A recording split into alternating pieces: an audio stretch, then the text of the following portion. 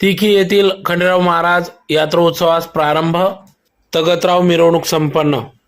धुळे तालुक्यातील तिकी येथे खंडेराव महाराजांचे मंदिर असून धुळे तालुक्यासह संपूर्ण महाराष्ट्रातील भाविकांचे खंडेराव महाराजांवर श्रद्धा असून धुळे तालुक्यातील खंडेराव महाराज श्रद्धास्थान असलेले तिकी या ठिकाणी भव्य 2 दिवसीय यात्रोत्सव मोठ्या उत्साहात पार पडत असते।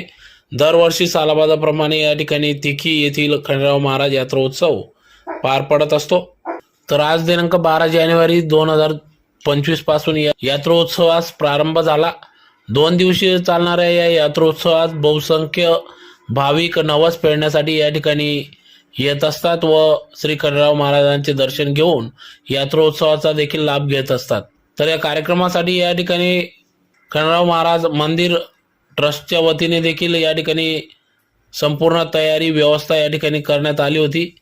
यावेळेस येणाऱ्या भाविकांना या ठिकाणी ट्रस्टच्या वतीने सुविधा उपलब्ध करून देण्यात आली। तर गावातील सरपंच श्रीराम पाटील यांच्या सर्व पदाधिकाऱ्यांच्या वतीने देखील भव्य स्वागत या ठिकाणी भाविकांचे करण्यात आले।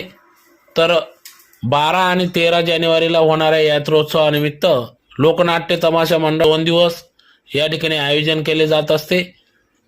तर व्यावसायिकांसाठी या ठिकाणी खाद्यपदार्थासह विविध स्टॉल दुकाने थाटली जात असतात। नागरिक या ठिकाणी श्री खंडेराव महाराजांचे दर्शन घेऊन या ठिकाणी या यात्रोत्सवाचा लाभ घेतात।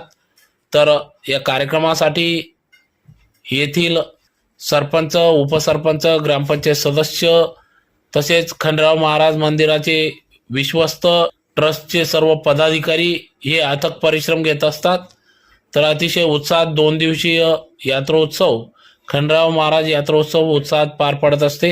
या कार्यक्रमासाठी पुजारी दिलीप पाटील, सरपंच श्रीराम पाटील, खंडेराव मंदिर ट्रस्ट अध्यक्ष राजेंद्र पाटील, आनंदा पाटील यांच्यासह माजी सरपंच दिनेश पाटील, नितीन पाटील, मुकेश पाटील, भूषण पाटील, भानुदास पाटील, मनोज पाटील, नारायण पाटील, भाईदास जाधव पाटील, गोलू पाटील आदी सर्वच गावातील ग्रामस्थ, मंदिर ट्रस्ट यांचे सर्व पदाधिकारी यांनी या कार्यक्रमासाठी अथक परिश्रम घेतले असून या ठिकाणी या मंदिरासाठी भाजपचे नेते तथा मंत्री गिरीश महाजन यांनी 5 कोटी रुपयाचा निधी या ठिकाणी उपलब्ध करून दिल्याने त्यांचे देखील आभार या ठिकाणी सरपंच श्रीराम पाटील व ट्रस्टचे सर्व पदाधिकाऱ्यांच्या वतीने आभार व्यक्त करण्यात आले। तर सदर मंदिराचे काम हे प्रगतीपथावर सुरू असल्याचे देखील समजते। उद्या दिनांक 13 जानेवारी 2025